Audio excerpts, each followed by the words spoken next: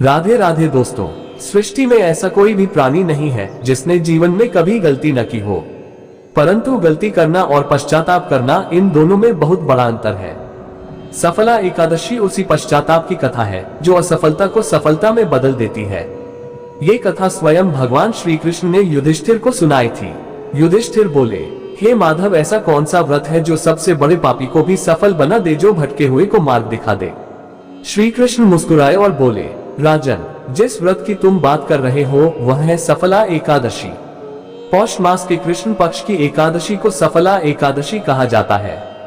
यह एकादशी जीवन के पाप, दुख, दरिद्रता और असफलताओं को सफलताओं में बदलने वाली मानी गई है। भगवान विष्णु स्वयं कहते हैं, हे भक्त, जो मनुष्य सच्चे मन से सफला एकादशी का व्रत करता है उसका जीवन निष्फल नहीं रहता। एक समय की बात है, चंपावती नगरी में एक प्रतापी राजा राज्य करता था। राजा महिष्मान, उसका बड़ा पुत्र था लुम्पक। राजकुमार लुम्पक बचपन में बहुत तेजस्वी था, पर जैसे जैसे बड़ा हुआ जुआ खेलने लगा, मदिरा का सेवन करने लगा, दुष्ट लोगों की संगति में पड़ गया, राज्य की मर्यादा भूल गया। वह चोरी, व्यभिचार और अन्याय तक करने लगा। राजा ने उसे बहुत समझाया, पुत्र, राजवंश की मर्यादा का पालन करो, लेकिन लुम्पक पर किसी बात का असर नहीं हुआ। एक दिन राजा को ज्ञात हुआ कि लुम्पक ने राजमहल में भी चोरी कर ली है। क्रोधित राजा ने सभा में कहा, जो पुत्र धर्म छोड़ दे वो पुत्र नहीं, कलंक होता है। राजा ने लुम्पक को राज्य से निष्कासित कर दिया। राज्य से निकाला गया लुम्पक जंगलों में भटकने लगा, भूखा प्यासा रहने लगा, कभी कभी चोरी करके पेट भरता, पशु पक्षियों का शिकार करने लगा। धीरे धीरे उसके शरीर में कमजोरी आ गई, मन टूटने लगा।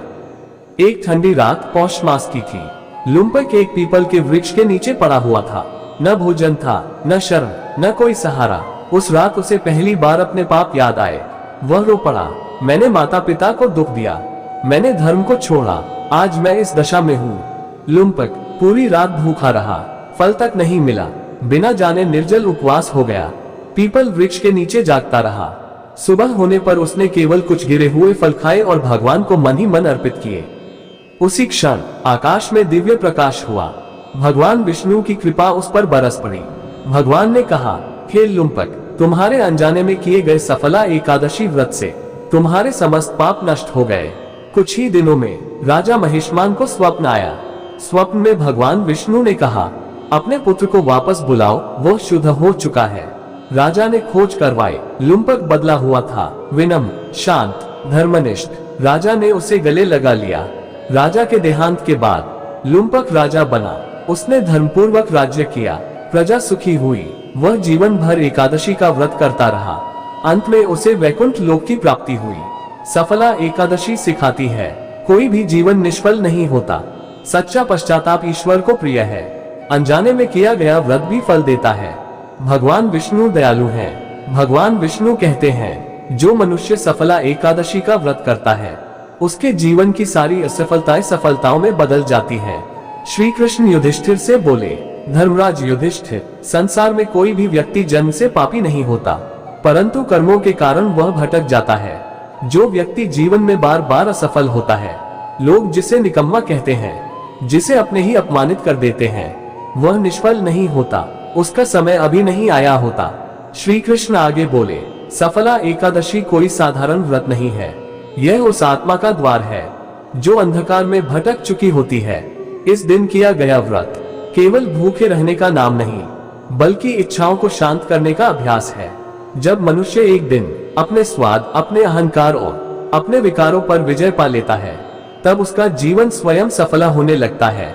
श्री कृष्ण बोले, युधिष्ठिर, असफल वही नहीं है जो हार गया, असफल वह है जो पश्चाताप करना भी भूल गया। लुम्पक ने पाप किए थे, पर उसने अपने हृदय से उन्हें स्वीकार किया। यही स्वीकार ही उसे मेरे सबसे निकट ले आया। जिस दिन मनुष्य अपने आंसुओं से अपने पाप धो देता है, उसी दिन से उसका नया जन्म होता है। मैं पाप से नहीं, मैं अहंकार से दूर रहता हूँ। जो अपने अपराध स्वीकार कर ले वह मेरा हो जाता है। श्री कृष्ण युधिष्ठिर से बोले, कलयुग में लोग भूखे रहने से डरेंगे, पर आत्मा को भूखा रखेंगे। वे मंदिर तो जाएंगे, पर मन को शुद्ध नहीं करेंगे। इसलिए जो व्यक्ति सफला एकादशी का व्रत श्रद्धा से करता है, मैं उसके जीवन की दिशा बदल देता हूँ। श्री कृष्ण बोले, जो व्यक्ति इस दिन मुझे एक फल भी अर्पित करता है उसका जीवन फलवंत हो जाता है। जो व्यक्ति इस दिन किसी भूखे को भोजन देता है उसके भाग्य का दरवाजा खुल जाता है। और जो इस दिन मेरी कथा सुनता या सुनाता है उसका जीवन कभी निष्फल नहीं रहता। श्री कृष्ण ने कहा, युधिष्ठिर, सफला एकादशी यह नहीं पूछती कि तुम क्या थे, ये देखती है कि तुम अब क्या बनना चाहते हो। यदि आप जीवन में असफलताओं से टूट चुके हैं तो सफला एकादशी का यह उपदेश आपके लिए ही है। कमेंट में लिखें, जय श्री कृष्ण। इस कथा को आगे साझा करें, क्योंकि हो सकता है किसी का जीवन भी आज से सफला हो जाए। जय श्री कृष्ण, जय श्री नारायण।